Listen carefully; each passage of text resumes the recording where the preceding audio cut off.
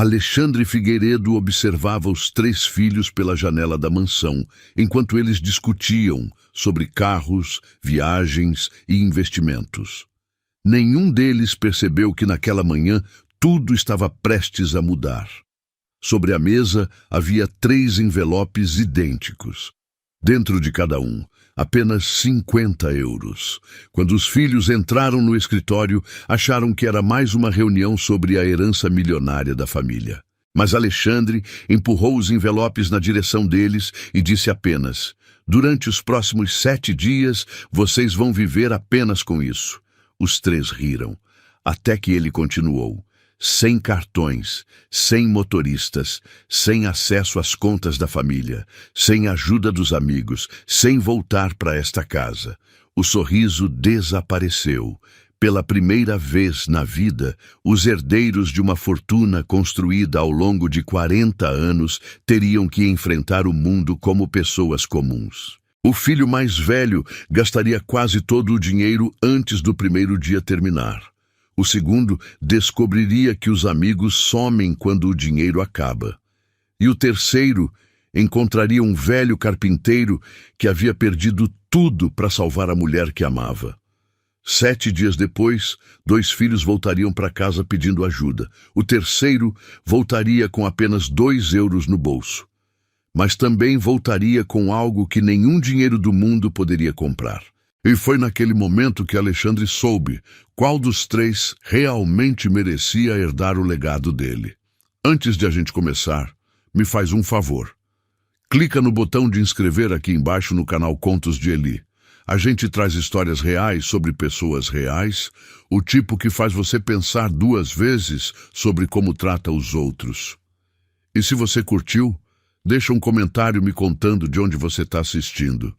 Eu adoro saber. Então bora lá. Alexandre Figueiredo tinha 63 anos e era considerado um dos homens mais ricos de Portugal.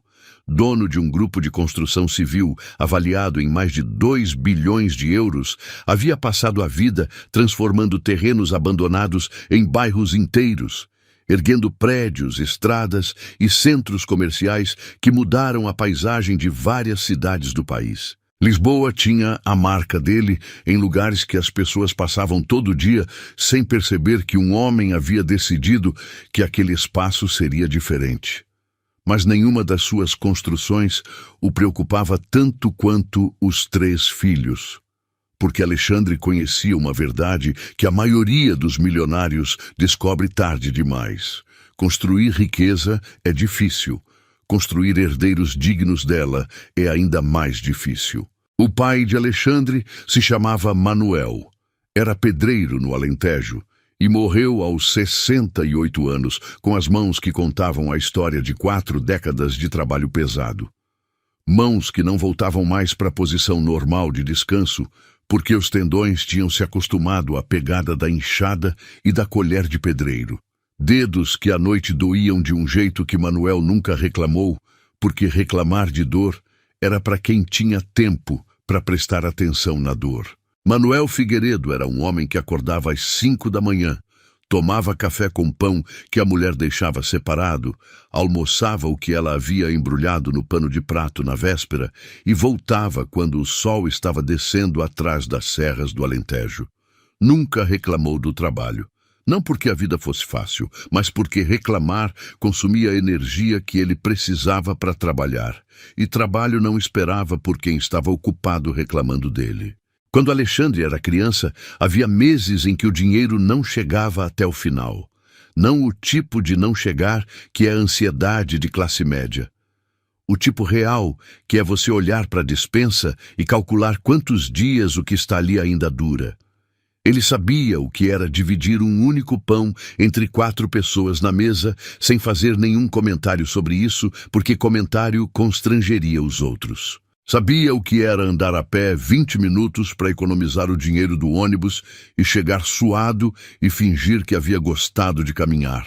Sabia o que era entrar numa loja, ficar olhando para uma coisa e sair sem ela, sem fazer cara nenhuma, porque fazer cara custava a dignidade que não havia sido afetada ainda e que ele queria manter intacta. Sabia o que era sentir vergonha de não ter dinheiro.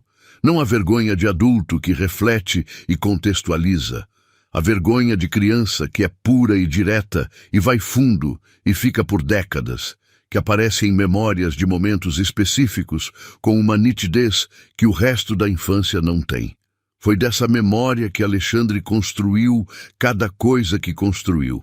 Não para esquecer a origem, mas para que a origem não fosse o destino de mais ninguém se ele pudesse fazer alguma coisa sobre isso. Mas os filhos não sabiam nada disso. Nunca souberam porque Alexandre nunca havia contado com o detalhe que a história merecia, porque havia sempre algo mais urgente, porque havia achado que as crianças veriam e entenderiam de alguma forma sem que precisasse explicar. E então as crianças viraram adultos e não tinham visto nem entendido, porque essas coisas não acontecem sem que alguém faça acontecer. Eduardo tinha 29 anos e ocupava um cargo de direção no Grupo Figueiredo que Alexandre havia criado para ele ter responsabilidade sem risco de verdade, que em retrospecto era talvez o maior erro que havia cometido como pai. Eduardo era inteligente, apresentável, convincente numa sala de reunião. Mas há anos Alexandre observava que o filho confundia convencer com resolver, que são coisas completamente diferentes. Convencer serve enquanto a sala dura. Resolver serve quando a sala acaba e o problema continua. Gabriel tinha 26 anos e vivia de ideia em ideia com aquela energia que encantava no início e cansava com o tempo, porque nunca tinha aterramento. Toda semana havia um projeto novo, que desta vez era o projeto. Uma aplicação que ia mudar o setor imobiliário, um produto artesanal que ia vender para o mundo inteiro, uma consultoria especializada em nicho que ninguém havia explorado ainda. Nenhuma havia passado do segundo mês. Gabriel era criativo, Alexandre nunca duvidou disso, mas criatividade sem disciplina é só ruído colorido, e ruído colorido não constrói nada que dure. E Lucas? Lucas tinha 22 anos e trabalhava voluntariamente numa organização social da Mouraria que atendia pessoas em situação de rua e famílias em vulnerabilidade. Quando qualquer pessoa da família perguntava por que ele estava lá em vez de estar na empresa do pai, Lucas dizia que queria entender como as coisas funcionavam de baixo antes de ter opinião sobre como deveriam funcionar de cima. Era a resposta que as pessoas achavam poética e inconclusiva. Alexandre a achava a única coisa sensata que qualquer um dos três havia dito nos últimos anos. Alexandre observava os três em silêncio havia meses. Talvez anos. Sentado no escritório de casa, depois que todo mundo tinha ido dormir, olhando para o jardim que o Manuel nunca chegou a ver, pensando no que ia acontecer com 40 anos de trabalho, depois que ele não estivesse mais aqui para segurar. Esse pensamento havia chegado com mais frequência depois que o médico havia dito a palavra que médico não gosta de dizer. Não era urgente, não era imediato, mas era o tipo de diagnóstico que reorganiza as prioridades de um homem de forma permanente, que faz você olhar para o que construiu e perguntar não quanto vale, mas quem vai cuidar disso depois. Até que numa noite foi mexer num armário procurando um contrato antigo e achou uma caixa que não via há anos. Dentro havia um caderno velho com capa de couro gasto que pertenceu ao avô paterno. Um homem que Alexandre conheceu pouco, mas que o pai mencionava com uma reverência que Alexandre aprendeu a respeitar antes de entender o motivo. As páginas estavam amareladas, a letra era pequena e inclinada para a direita, e havia frases sublinhadas ao longo de várias páginas com uma caneta que tinha secado décadas atrás, mas que havia deixado a marca. No meio do caderno havia uma página com uma dobra, de quem a abrira muitas vezes, o papel mais gasto que o restante, e nessa página uma frase sublinhada 2 vezes com força suficiente para marcar a página seguinte. Quem nunca aprendeu a sobreviver sozinho, jamais saberá cuidar do que recebeu dos outros. Alexandre fechou o caderno. Ficou sentado no silêncio do escritório, olhando para a capa de couro gasto por um tempo longo. Depois, foi para a cama. Não dormiu. Ficou olhando para o teto pensando numa frase que um homem havia escrito numa página amarelada, provavelmente antes que qualquer um dos seus netos existisse, e que havia ficado esperando numa caixa de armário pelo momento certo. E o momento tinha chegado tarde, mas tinha chegado. Uma semana depois, os 3 filhos foram chamados ao escritório com a mensagem de que era reunião importante sobre o futuro do grupo. Eduardo chegou primeiro com pasta e tablet, pronto para qualquer apresentação. Gabriel chegou falando sobre uma ideia nova que tinha tido no caminho, uma coisa sobre tokenização de ativos imobiliários que ia revolucionar o mercado em 3 anos. Lucas chegou por último, de camisola simples, sem pasta, sem urgência, com aquele jeito de chegar que não pede nem ocupa mais espaço do que o necessário. Alexandre estava sentado atrás da mesa, com 3 envelopes brancos na frente, sem mais nada. Sem pasta, sem projeção, sem pauta. Explicou em menos de 10 frases. 50 euros cada um. 7 dias. Sem cartão, sem motorista, sem conta da família, sem ajuda de amigos, sem voltar para casa. Depois disso, todos voltavam e conversavam. Eduardo foi o primeiro a rir, depois Gabriel. Depois os 2 olharam um para o outro ainda com o riso. Lucas olhou para o pai. Alexandre não estava rindo. O riso foi parando. Os 3 pegaram os envelopes. Alexandre ficou no escritório ouvindo o som dos carros saindo da garagem. Depois o portão se fechando. Depois o silêncio da mansão, que de repente era grande demais. Foi até a janela.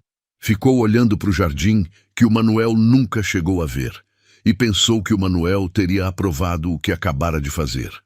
Ou teria achado que devia ter feito antes. Provavelmente os 2. Eduardo foi para o hotel. Esse foi o primeiro erro, e era o tipo de erro que parece razoável para quem nunca precisou calcular o que é razoável. Entrou num hotel de 2 estrelas, porque hotel de 3 custava mais do que o envelope inteiro. 42 euros a noite. Ficou com 8 euros. Pediu room service por hábito, sem pensar, e ficou com 4,50 euros depois do lanche, que não valia o que custou.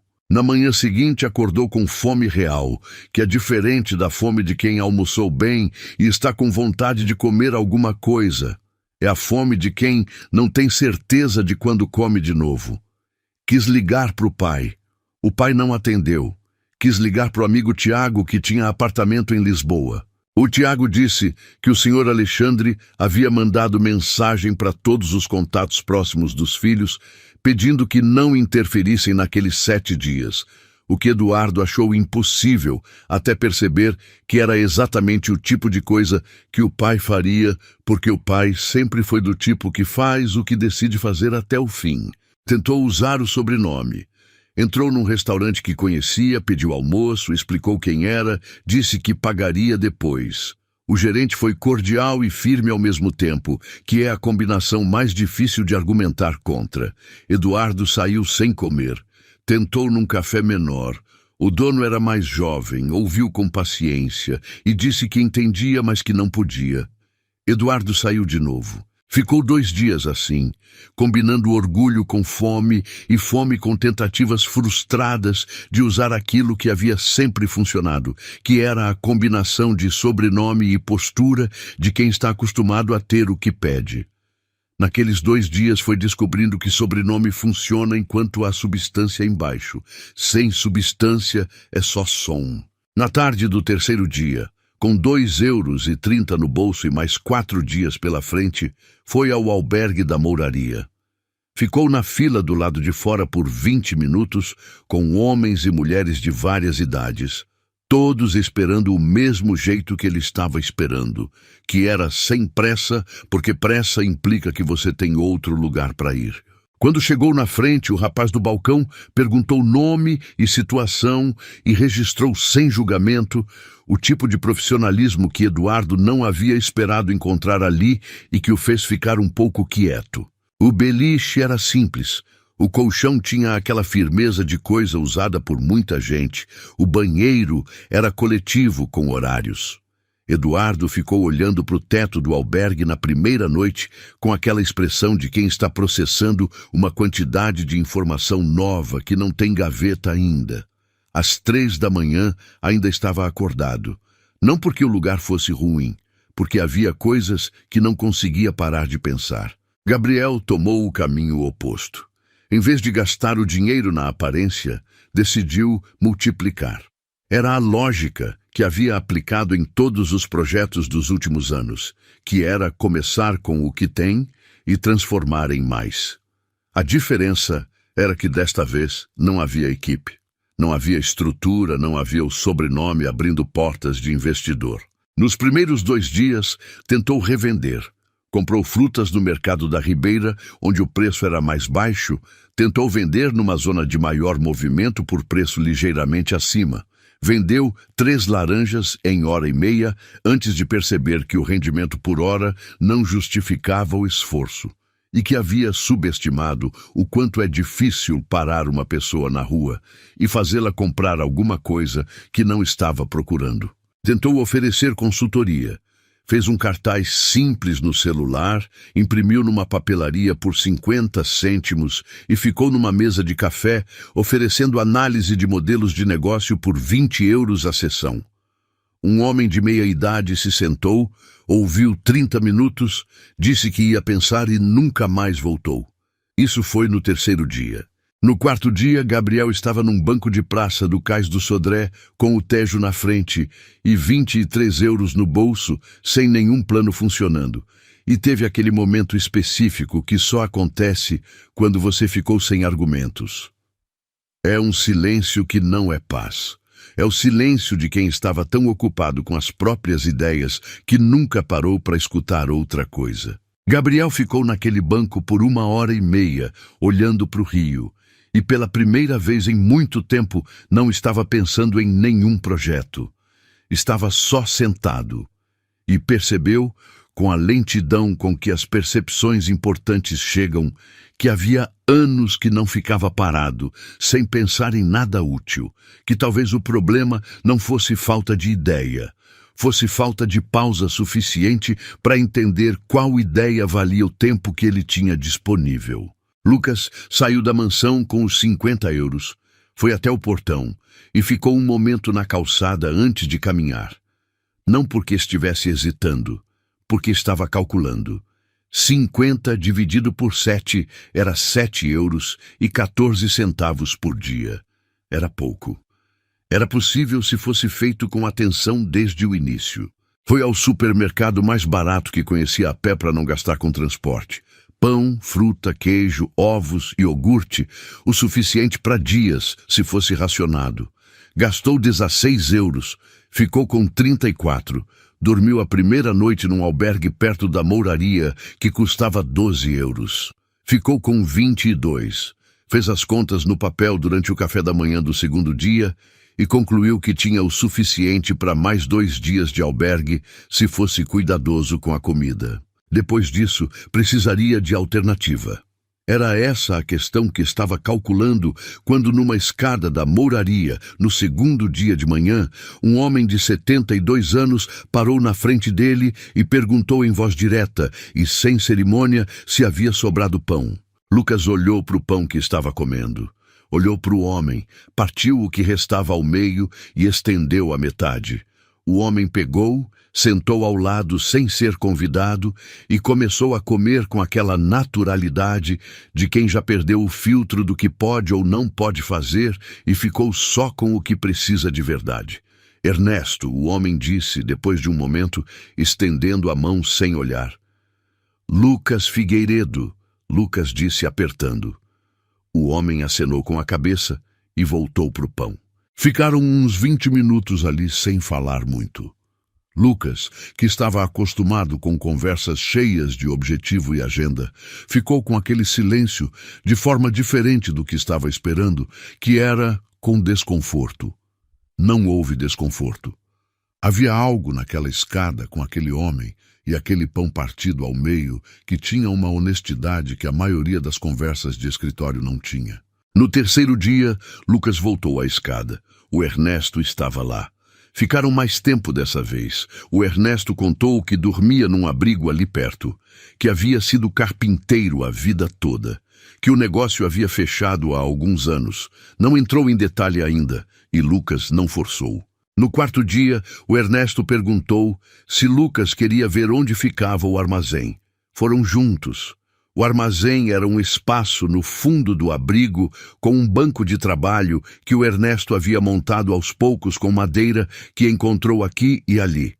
Tinha ferramentas velhas guardadas com um cuidado que indicava que eram valiosas não pelo preço, mas pelo que representavam.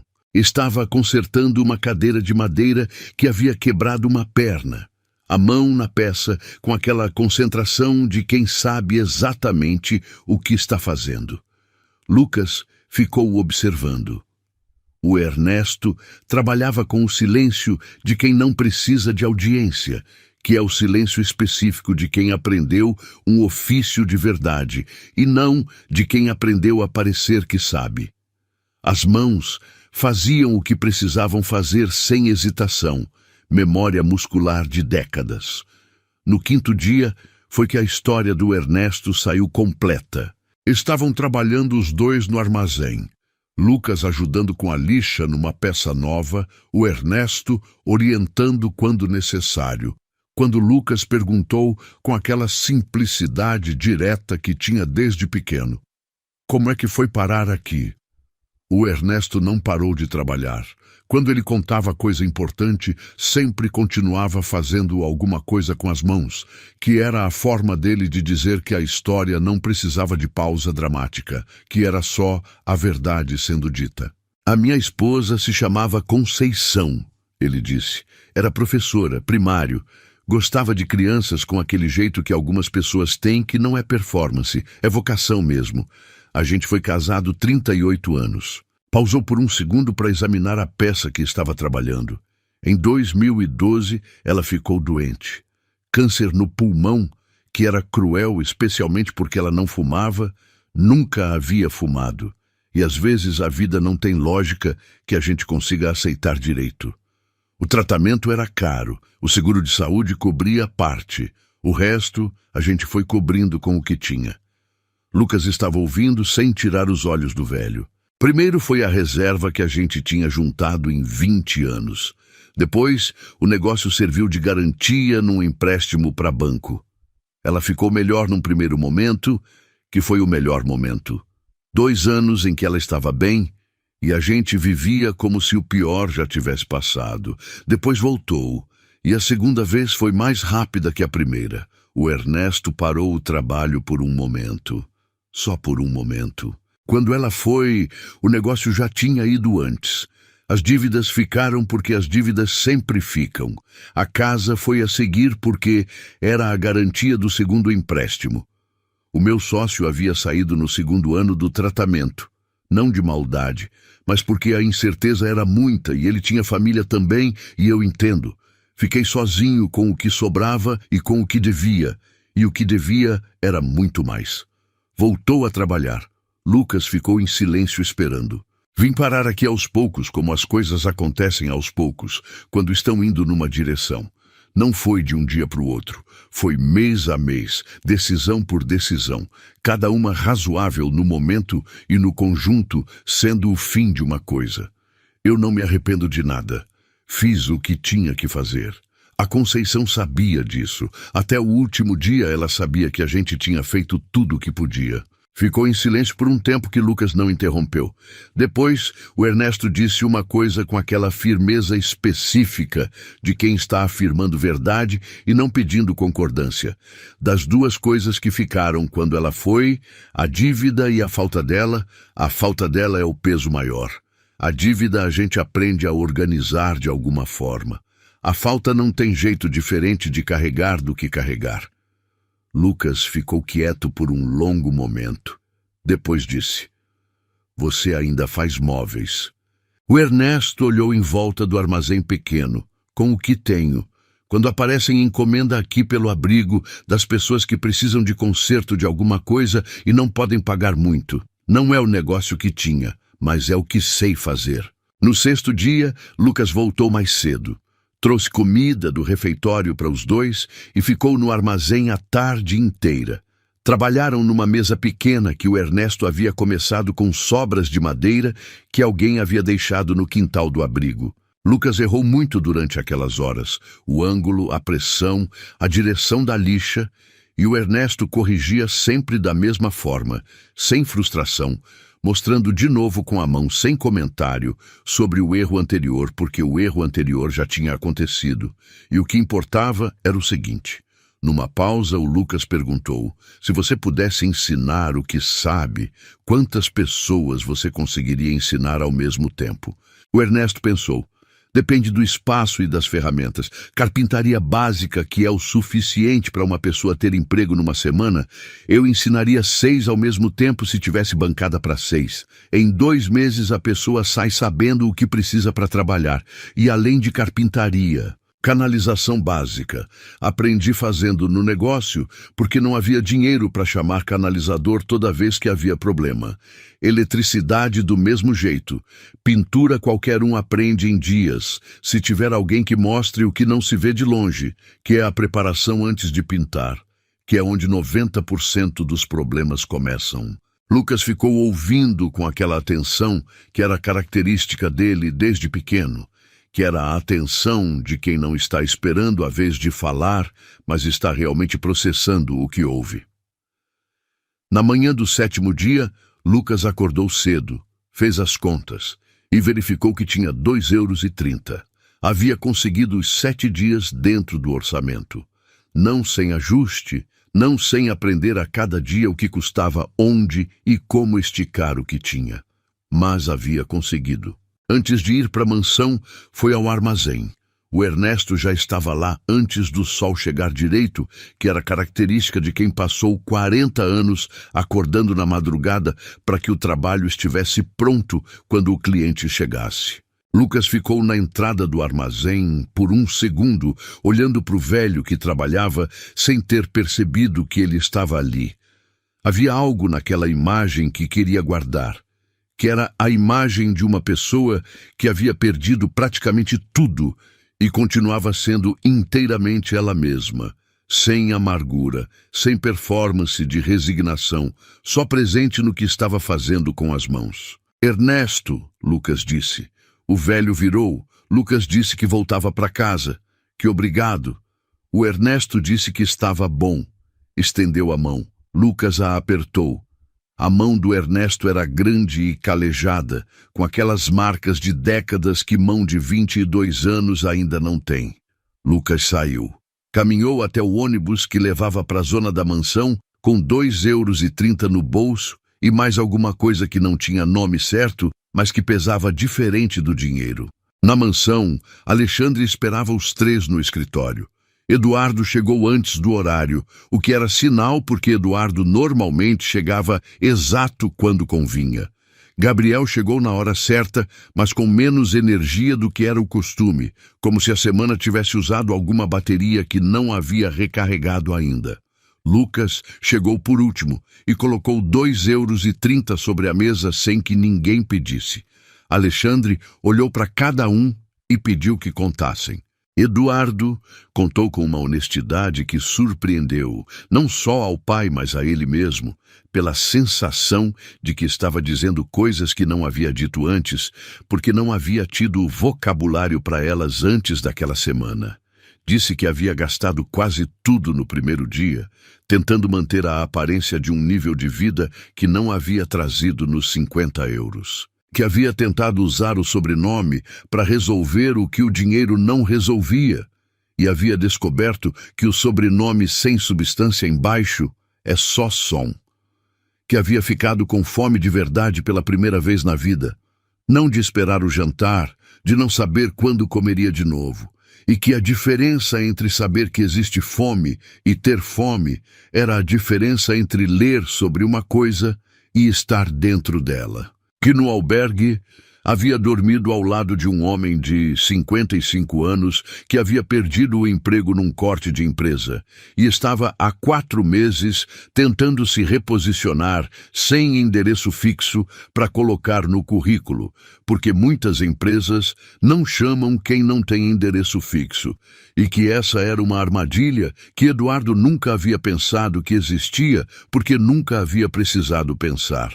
Gabriel disse que havia tentado transformar 50 euros em mais dinheiro e havia descoberto que o espaço entre ideia e resultado quando você está sozinho sem estrutura é muito maior do que parece de dentro de um escritório com equipe. Que havia ficado num banco de praça olhando para o Tejo por 1h30 sem pensar em nenhum projeto, que era a coisa mais parada que havia feito em anos, e que naquele silêncio havia entendido algo que ainda estava tentando articular, mas que tinha a ver com a diferença entre ter muitas ideias e ter atenção suficiente para uma ideia chegar a algum lugar.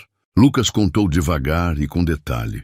Os 50 euros divididos por 7, o supermercado, o albergue, a escada da mouraria na segunda manhã, o pão partido ao meio, o Ernesto. Contou a história do Ernesto com a precisão de quem ouviu com toda essa atenção disponível. Cada parte no lugar certo, a Conceição professora, o tratamento, a reserva que foi primeiro, o negócio que foi a seguir, a casa que foi depois. E o que sobrou, que era dignidade e bondade, e 40 anos de ofício que ainda sabia fazer com as mãos que a vida havia deixado. Contou sobre o armazém, sobre a cadeira consertada, sobre a lixa e o ângulo errado, e o Ernesto mostrando de novo sem frustração. Sobre a conversa de como ensinar e quantas pessoas e em quanto tempo. A sala ficou em silêncio quando Lucas terminou. Um silêncio que era diferente do silêncio anterior, que tinha substância. Alexandre ficou olhando para o filho mais novo por um momento. Depois falou sobre o terreno. Havia comprado, ao longo dos últimos anos, um terreno grande numa zona de transição de Lisboa, área que estava entre o que havia sido e o que poderia ser. Havia ficado vazio, porque sempre havia outro projeto mais urgente, ou mais lucrativo, ou mais visível. Mas havia chegado num ponto em que adiar mais um ano era equivalente a decidir nunca fazer. O sonho era um centro profissionalizante. Lugar onde quem havia perdido tudo pudesse aprender um ofício em meses e sair com habilidade que valesse emprego certo. Carpintaria, canalização, eletricidade básica, pintura, tudo que qualquer trabalhador aprende em pouco tempo, se houver quem ensine com competência e paciência. Então fez a pergunta: se este projeto fosse seu, quem vocês escolheriam para liderá-lo? Eduardo respondeu primeiro. Gerente experiente do setor social com currículo comprovado, junta diretiva com especialistas em formação profissional e captação de recursos, conselho consultivo com nomes que trouxessem credibilidade. Era a boa resposta. Era a resposta de quem havia aprendido que estrutura importa, e estrutura importa de verdade. Alexandre ouviu com atenção. Gabriel disse que o projeto precisava de modelo de negócio sustentável desde o início, que havia pensado durante a fala do Lucas, que parcerias com empresas que precisavam de trabalhadores qualificados podiam gerar receita própria, reduzindo dependência de doação, que havia modelos assim funcionando em outros países europeus. Também era boa resposta. Era a resposta de quem havia aprendido que sustentabilidade financeira não é secundária num projeto social. É o que garante que o projeto continue existindo. Alexandre ouviu também. Lucas ficou em silêncio por um tempo, depois que os irmãos terminaram. Alexandre deixou o silêncio existir sem pressa. Ernesto, Lucas disse. Alexandre ficou olhando para ele. Lucas explicou sem pressa. O Ernesto passou 40 anos construindo móveis para centenas de famílias em Lisboa. Conhece o ofício de verdade, que é diferente de ter feito um curso sobre o ofício. Aprendeu canalização e eletricidade fazendo, porque o negócio pequeno não permite pagar especialista para tudo. Sabe ensinar porque trabalhou com aprendizes durante anos antes de perder tudo. E sabe, de experiência pessoal e recente, o que é perder praticamente tudo e continuar sendo uma pessoa com dignidade do outro lado, que é a coisa mais difícil de aprender e que não tem curso que ensine porque é caráter, e caráter ou se tem ou não se tem. Parou. Depois continuou com aquela calma. Num lugar que vai receber pessoas que perderam tudo, a pessoa na liderança não é a que tem o currículo mais impressionante. É a que sabe olhar para alguém que chegou no fundo e tratar essa pessoa com a dignidade que ela merece enquanto ensina uma habilidade que vai mudar a vida dela. O Ernesto sabe fazer as duas coisas, ao mesmo tempo, no mesmo gesto. E você vai ter que pagar bem, porque ele merece muito mais do que provavelmente vai pedir. A sala ficou em silêncio por um tempo que foi mais longo do que os anteriores. Alexandre ficou olhando para o filho mais novo com aquela expressão que misturava reconhecimento e alívio, que é a expressão de quem estava esperando uma coisa sem saber direito o que era, e quando chegou soube de imediato. Depois foi até a janela. Ficou olhando para o jardim por um tempo, o jardim que o Manuel nunca chegou a ver, mas que o Manuel entenderia. Voltou para a sala. Disse que havia uma coisa que não havia contado ainda. O terreno estava numa empresa criada especificamente para esse fim, com 3 cotas iguais, uma para cada filho. O que cada um fizesse com a cota era escolha individual. O projeto do centro era o plano dele, não obrigação de ninguém. Eduardo ficou olhando para a cota com aquela expressão de quem está calculando. E, ao mesmo tempo, percebendo que calcular talvez não seja a primeira coisa a fazer dessa vez. Gabriel já estava pensando em como o modelo financeiro que havia descrito encaixava com o que Lucas havia dito sobre o Ernesto. Lucas olhou para a cota, olhou para o pai e disse uma coisa só: "Posso levar isso para o Ernesto ver amanhã?" Alexandre ficou em silêncio por um segundo. Depois disse que sim. E foi naquele momento específico, naquela sala, com os 3 filhos e os 3 envelopes vazios sobre a mesa e 2,30 € que Lucas havia colocado ali no início, que Alexandre Figueiredo sentiu pela primeira vez desde que o médico havia dito a palavra, que médico não gosta de dizer que 40 anos de trabalho tinham destino. Não porque o filho mais novo era perfeito ou havia acertado tudo, mas porque havia passado 7 dias prestando atenção nas pessoas que o mundo costuma não ver. E quando o pai havia perguntado quem deveria liderar um lugar construído para receber quem perdeu tudo, o filho não havia pensado em currículo, não havia pensado em estrutura de governança, não havia pensado em modelo de negócio sustentável. Havia pensado num velho carpinteiro, numa escada da mouraria, que havia partido o pão ao meio sem precisar calcular se devia, que é, talvez, a única qualificação que realmente importa para cuidar de um lugar assim. A capacidade de ver outra pessoa com fome e partir o que tem, não porque é obrigação, não porque é estratégia, não porque vai aparecer em algum relatório depois, mas porque é o que se faz quando você ainda lembra que o outro é humano do mesmo jeito que você. Manuel Figueiredo, pedreiro do Alentejo, teria entendido isso sem que ninguém precisasse explicar, porque era exatamente assim que ele havia vivido, sem saber que estava ensinando, e porque às vezes as lições mais importantes não são as que os pais dizem em voz alta. São as que ficam no caderno, com a capa de couro gasto, esperando pela noite certa num armário de escritório. Se você chegou até aqui dessa história, me faz um favor. Clica no like agora. Faz diferença real para o canal crescer. Compartilha com alguém que precisa ouvir que caráter não se herda com dinheiro. Se constrói com escolha, com atenção, com a decisão de partir o pão quando podia guardar tudo para você. E se inscreve no Contos de Eli para não perder a próxima história. Antes de ir, quero te perguntar uma coisa. Se você tivesse que sobreviver 7 dias com 50 €, o que você aprenderia sobre você mesmo? Me conta nos comentários. Eu quero ler cada um. E lembra sempre, A pessoa mais importante num lugar nunca é quem tem o cargo maior.